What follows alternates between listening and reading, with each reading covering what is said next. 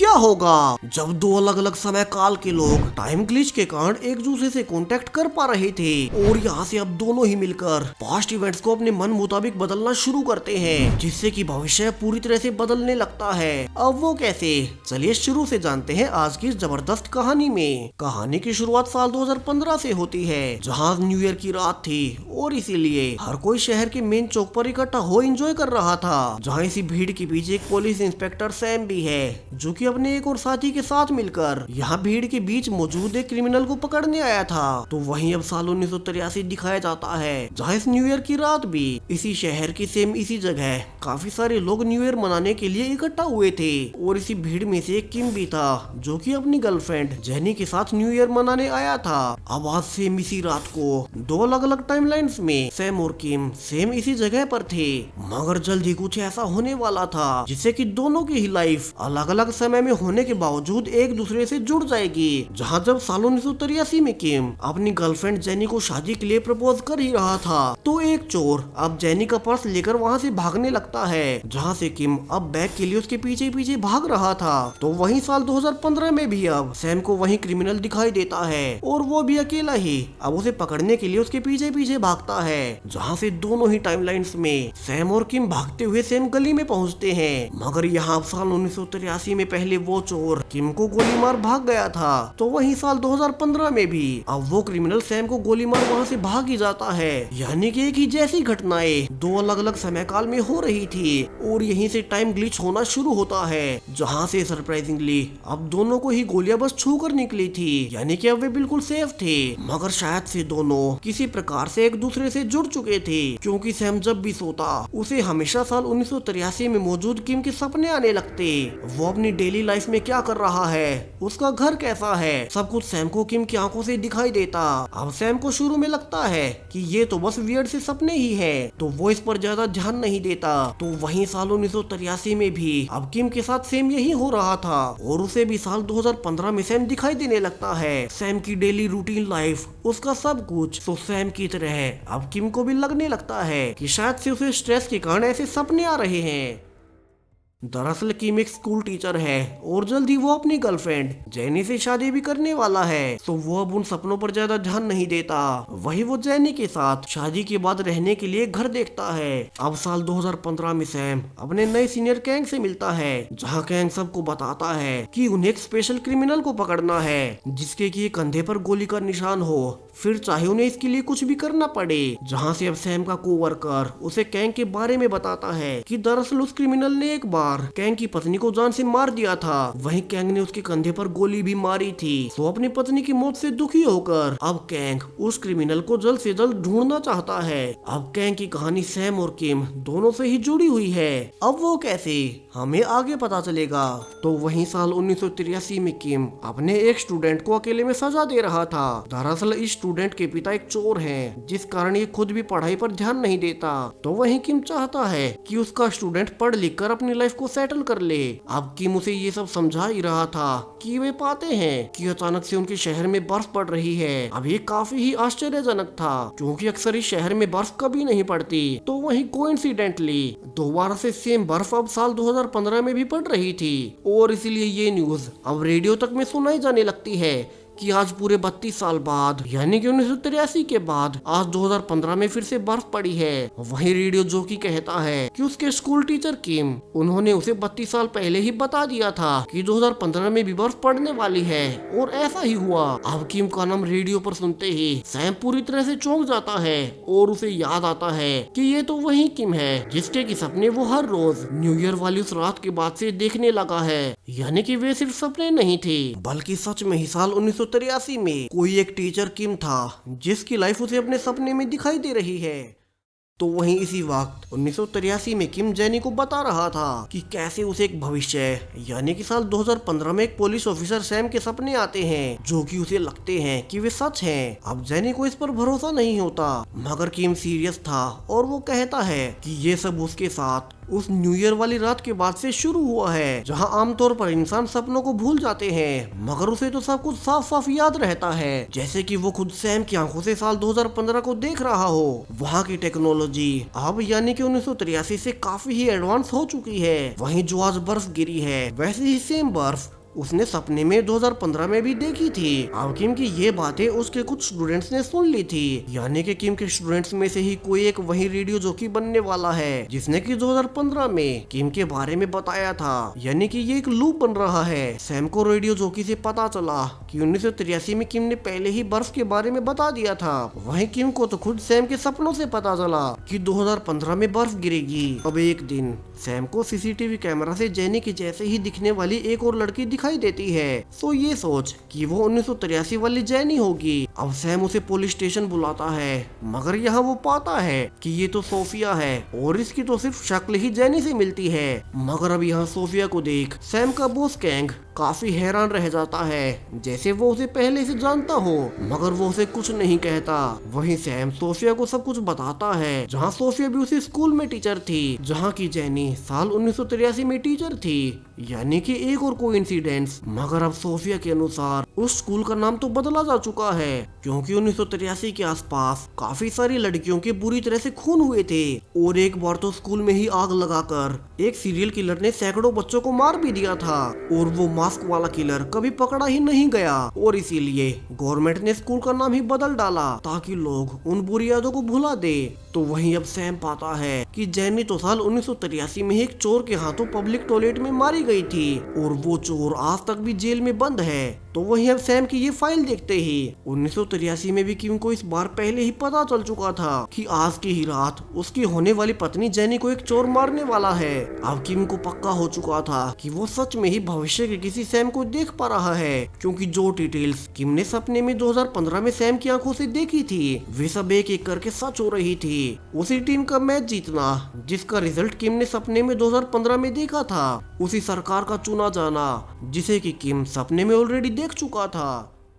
तो वो अब बिना देरी किए सीधा उसी चोर के घर उसे पकड़ने पहुंचता है, जो कि आज की ही रात उसकी पत्नी जेनी को मारने वाला था। मगर अब वो चोर किम को पुलिस समझ वहाँ से भागने लगता है और इसी दौरान उसकी टक्कर अब जेनी से हो ही जाती है, जहाँ जेनी के पास काफी ही महंगी ज्वेलरी थी। तो वो चोर उसे लूटने के लिए अब जेनी के पीछे एक पब्लिक टॉयलेट में जाता है। वहीं जब तक किम वहाँ पहुँच पाता तो वो देखता है कि वो चोर जेनी का बैग लेकर भाग रहा था, तो वहीं उसके कपड़ों पर खून भी लगा हुआ है। जहाँ से अब अंदर जा किम ये देख टूट जाता है कि अंदर तो जेनी ऑलरेडी मरी पड़ी थी। यानी कि इस बार सब कुछ जानने के बावजूद वैसे का वैसा ही हुआ। वहीं अगर वो उस चोर का पीछा ना करता तो शायद से वो चोर कभी जेनी के पीछे आता ही नहीं। यानी कि भविष्य की जानकारी के कारण ही जेनी मारी गई। वहीं पुलिस जब उस चोर को पकड़ती है तो किम पाता है कि ये चोर उसी के स्टूडेंट का पिता है, जिसे कि वो हमेशा से पढ़ा लिखा कर अच्छा आदमी बनाना चाहता था। मगर अब सरप्राइजिंगली वो स्टूडेंट किम से कहता है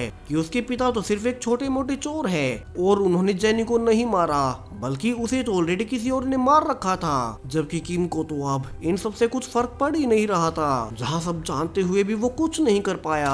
वहीं साल 2015 में ये सब सपने में देख अब सैम सोफिया को भी बता देता है, जहां अब सैम और ज्यादा जांच करने पर जान पाता है कि उस चोर के जेल जाने के बाद भी 1983 में लगातार कई लड़कियां मारी गई थी। यानी कि वो चोर बेकसूर हो सकता है। और अब जब जेल में सैम उस चोर से मिलने जाता है और उस रात के बारे में पूछता है तो फाइनली चोर अब सैम को बता ही देता है कि उस रात टॉयलेट में उसके अलावा एक मास्क वाला आदमी भी था, जिसने कि उसकी आंखों के सामने जेनी को मार डाला और वो तो बस उसका बैग उठा वहाँ से भाग रहा था, जहाँ से सबने उसे ही कातिल समझ लिया। वहीं साल 1983 में किम भी सपने में ये सब देख लेता है और अब वो फैसला करता है कि वो सीरियल किलर को और लोगों को मारने नहीं देगा। वहीं भविष्य से उसे पता था कि आज ही के दिन उसके स्कूल में वो किलर आग लगा सैकड़ों बच्चों को मार डालेगा। तो अब किम उसी घटना को रोकने का सोचता है। जहाँ अब जब बच्चे खेल ही रहे थे तो वहीं किलर अब बाहर से हॉल को लॉक कर देता है ताकि कोई भी बच्चा बाहर ना भाग सके। मगर चूंकि किम को सब पता था तो अब वो जल्दी से दरवाजे को तोड़ सारे ही बच्चों को वहाँ से निकालने लगता है। वहीं उसे वो किलर भी नजर आता है जिसने की सेम वही गैस मास्क पहन रखा था, जहाँ उसके कपड़े भी इसी स्कूल के थे, यानी कि वो इसी स्कूल का कोई स्टूडेंट हो सकता है। अब किम ने बच्चों को तो बचा लिया था मगर वो उस किलर को पकड़ नहीं पाता। हालांकि उसने बच्चों को बचा। अब एक घटना तो बदल ही दी थी और ऐसा होते ही अब साल 2015 में भी रियलिटी अपने आप बदलने लगती है, जहाँ सैम नोटिस करता है कि स्कूल अपने आप से बदल रहा है और अब उसका नाम पहले जैसा हो गया है। वहीं इस नई रियलिटी में वे 100 बच्चे कभी मारे ही नहीं गए, यानी कि पहली बार सैम और किम दोनों ने ही एक दूसरे से जुड़े होने का फायदा उठा पास्ट ही पूरी तरह से बदल डाला, यानी कि वे उन लड़कियों को भी बचा सकते हैं जिन्हें कि वो किलर 1983 में मारने वाला था। सो सैम अब यही सब सोफिया को भी बताता है और उसे अपने पास मिलने आने को कहता है। मगर अब जब सोफिया सैम के पास आ ही रही थी कि वो पाती है कि कोई उसका पीछा कर रहा है और वो अनजान आदमी सोफिया की गाड़ी को रुकवा लेता है। वहीं अगले दिन सैम को पता चलता है कि सोफिया की गाड़ी एक लेक में गिरी हुई मिली है और उसकी बॉडी अभी भी बरामद नहीं हुई है। वहीं सीसीटीवी से सैम देख पाता है कि सोफिया को मारने वाला कोई और नहीं बल्कि वही गैस मास्क वाला किलर था, यानी कि अब वो 1983 के बाद फिर से लौट आया है जिसने कि सोफिया को मार डाला। वहीं साल 1983 में भी किम उस स्टूडेंट के पास जा उसे बताता है कि जेनी को मारने वाला कोई और था और ये सब उसे भविष्य से पता चल रहा है जिसने कि उसके पिता को भी फंसा दिया। सो उन दोनों को मिलकर बाकी लड़कियों को मरने से बचाना होगा और किम को तो पहले से पता था कि आज एक और लड़की को वही किलर मारने वाला है, मगर इस बार वो किलर उस लड़की को मार ही देता है। हालांकि किम ने उसका पीछा भी किया था मगर वो बच्चों की भीड़ में छिप जाता है। वहीं इसी वक्त बच्चे मिलकर एक टाइम कैप्सूल में सामान रख रहे थे जिसे कि पूरे 20 साल बाद यानी कि 2003 में ही खोला जाना था। तो किलर ने खुद को बचाने के लिए अपना खून से सना चाकू भी इसी बॉक्स में छिपा दिया। अब किम काफी ही दुखी था, जहां वो चाहकर भी उस किलर को नहीं पकड़ पा रहा। तो वहीं उसका स्टूडेंट भी हैरान था कि किम को भविष्य की डिटेल्स कैसे पता है। तो अब किम अपने स्टूडेंट को अपना टेप रिकॉर्डर देता है जिसमें कि उसे 2015 से जो कुछ भी पता चला था वो सब उसने रिकॉर्ड कर लिया था और किम कहता है कि उसे ही अब उस किलर को पकड़ना होगा। वहीं उसे सपने से पता था कि वो किलर 2015 में सैम की दोस्त सोफिया को भी मार डालेगा। तो किम अब अपने स्टूडेंट को सोफिया के मरने का दिन और समय लिख कर दे देता है और कहता है कि उसे सोफिया को साल 2015 में मरने से बचाना होगा। वहीं 2015 में सैम सोफिया की मौत से काफी ही दुखी था, मगर यहाँ से रिवील होता है कि सोफिया तो अभी जिंदा थी और उसे तो जंगल के अंदर मौजूद एक घर में बांध कर रखा गया था, यानी कि किलर ने जानबूझकर वीडियो में सोफिया को मारने का नाटक किया। मगर उसने ऐसा किया क्यों, हमें जल्दी पता चलने वाला है। अब यहाँ से सोफिया जल्दी से किलर पर अटैक कर और उसी का फोन उठा वहाँ से भागने लगती है और सैम को फोन कर बताती है कि किलर उसके पीछे पड़ा है और वो जंगल से भागकर मेन हाईवे पर जा रही है। सो सैम जल्दी से वहीं आने लगता है तो वहीं अब तक किलर सोफिया के पीछे आने लगा था, जहाँ से वो किलर अब फाइनली सोफिया को अपना चेहरा दिखा ही देता है, जिसे कि देख सोफिया काफी हैरान थी जैसे कि वो उसे पहले से जानती हो। और यहाँ से वो और तेजी से रोड पर भागने लगती है और इसी बीच जब सैम उस तक पहुँचने ही वाला था कि एक दूसरी कार तेजी से आकर सोफिया को उड़ा ही देती है और इस बार वो सच में ही मारी जाती है, जिससे कि सैम काफी ही दुखी था। तो वहीं किम को भी इस बात का पता 1983 में चल चुका था। अब उस किलर के नंबर की जांच करने पर सैम को पता चल जाता है कि ये नंबर किसी और का नहीं बल्कि उन्हीं के डिपार्टमेंट हेड कैंग का था। वही जब सैम कैंग के घर भी छुपकर घुसता है तो वहाँ भी मास्क वाले किलर से रिलेटेड सारी ही खबरें थी, जहाँ से तो सैम समझ चुका था कि उसका बॉस कैंग ही वो मशहूर सीरियल किलर है जो कि 1983 से लड़कियों को मारता रहा है। तो सैम सीधा कैंग के पास जा पूछने लगता है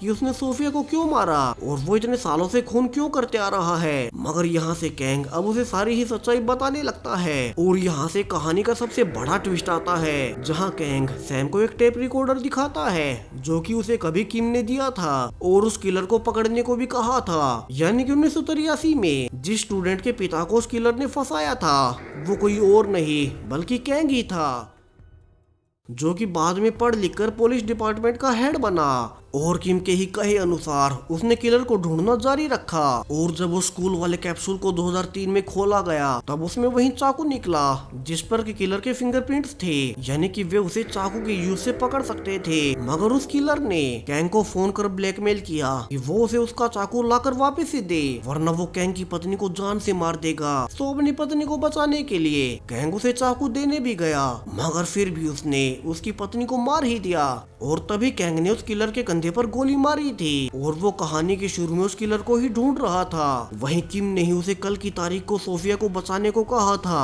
और इसीलिए ही उसने जानबूझकर उस किलर का मास्क पहना और सोफिया को सेफ हाउस में उठा ले गया ताकि वो उसे वहाँ सेफ रख सके। मगर सोफिया को लगा कि वही असली किलर है और इसीलिए वो डर कर भागने लगी। हालांकि कैंग ने उसे चेहरा भी दिखाया था मगर सोफिया रोड पर भागती रही और एक गाड़ी के नीचे आकर वो भी मारी ही गई जहाँ कैंग तो असली किलर है ही नहीं। यानी कि एक और लूप, यहाँ किम ने सोफिया को बचाने को कहा था मगर उसके ऐसा कहने के कारण ही सोफिया की जान गई। वही अब कैंग को उम्र भर के लिए जेल होने वाली थी। सो कैंग भी अब पुलिस के पकड़ने से पहले ही खुद को गोली मार लेता है। वही किम ने भी ये सब अपने सपने में देख लिया था, यानी कि वो लगातार ऐसी इवेंट्स कर रहे हैं जो कि टाइम ट्रेवल की वजह से हो रही हैं। सो किम फैसला करता है कि चूंकि आज वो किलर आखिरी मर्डर करने आएगा तो वो उस किलर को वही मार देगा जिससे कि भविष्य की रियलिटी ही बदल सके, फिर चाहे इसके लिए उसे कुछ भी क्यों ना करना पड़े। और यहाँ से किम अब उसी बिल्डिंग में जाता है और इस बार उसी जैसा मास्क पहन वो उस किलर को पकड़ उसे लड़ने लगता है ताकि ये देख सके कि ये किलर है कौन। और यहाँ से फाइनली मास्क उतारने पर किम जान पाता है कि ये सीरियल किलर उसके स्कूल का कोई स्टूडेंट नहीं बल्कि वहाँ का एक टीचर है। अब किम उसे मारते हुए पूछने लगता है कि ये सब उसने क्यों किया और यहाँ से वो टीचर अब बताने लगता है कि उसे कभी भी पसंद नहीं आता कि कोई भी लड़की किसी और को मिले और इसीलिए ही जब वो स्कूल में जेनी को किम के पास देखता उसे काफी ही गुस्सा आता। सो इसीलिए उसने जेनी को मारा जहाँ से उसे लड़कियों की जान लेने में मजा आने लगा और वो लगातार लड़कियों को मारता रहा। और ये कहकर अब वो किम को भी मारने ही वाला था कि वहाँ अब यंग कैंग भी आकर उस किलर को पकड़ने लगता है। जिस बीच किम अब उस किलर पर तेजाब फेंक उसका चेहरा जला देता है और जब वो भागने की कोशिश कर ही रहा था तो किम उसका छत तक पीछा करता है जहाँ से उसे याद आता है कि आज की ही रात बिल्डिंग की इसी छत पर बिजली गिरने वाली है जो कि उसने सैम के भविष्य से देखी थी और इसीलिए अब वो उस किलर को मार वहीं छत पर बांध देता है। और फाइनली उस किलर पर वहीं बिजली गिरते ही इस बार वो किलर वहीं मारा जाता है। तो वहीं किम को भी किलर ने चाकू मार दिया था तो वो भी नहीं बच पाता। हालांकि किम ने मरने से पहले किलर को मार सारा ही भविष्य बदल दिया था। जहां जब 2015 में सैम वापस से अपने पुलिस स्टेशन में जाता है तो इस बार उसे अंदर घुसने ही नहीं दिया जाता, यानी कि रियलिटी के बदलने से अब वो इस नई रियलिटी में कभी पुलिस इंस्पेक्टर बना ही नहीं। वहीं अब कैंग ने भी कभी पुलिस स्टेशन में काम नहीं किया और वो अब तक जिंदा है। वहीं सैम को सबसे बड़ा सरप्राइज तब मिलता है जब उसे सोफिया आकर मिलती है, यानी कि इस रियलिटी में चूंकि किलर 1983 में ही मारा गया था तो कैंग की वजह से सोफिया भी नहीं मारी गई। जहां सैम जान पाता है कि इस रियलिटी में वे दोनों ही एक दूसरे से प्यार करते हैं और वे उसी स्कूल में टीचर हैं जिसमें कि 1983 में किम और जेनी थे। वही कैंग भी अब इसी स्कूल का प्रिंसिपल बन चुका था जहां सैम और किम ने उस किलर को पहले ही मार दिया और सब कुछ बदल दिया। हालांकि इसमें किम और उसकी पत्नी जेनी बच नहीं पाए मगर अब सैम सोफिया से प्यार करता था तो वे दोनों अपने लिए अब उसी घर को देखने जाते हैं जो कि किम और जेनी ने कभी देखा था, यानी कि प्रकृति ने किम और जेनी के सपने को सैम और सोफिया के रूप में पूरा कर दिया। और इसी के साथ अब ये कहानी यहीं खत्म हो जाती है। सो वीडियो पसंद आया हो तो चैनल को सब्सक्राइब करें और भी ऐसी ही टाइम ट्रेवल वीडियोस के लिए। Thank you.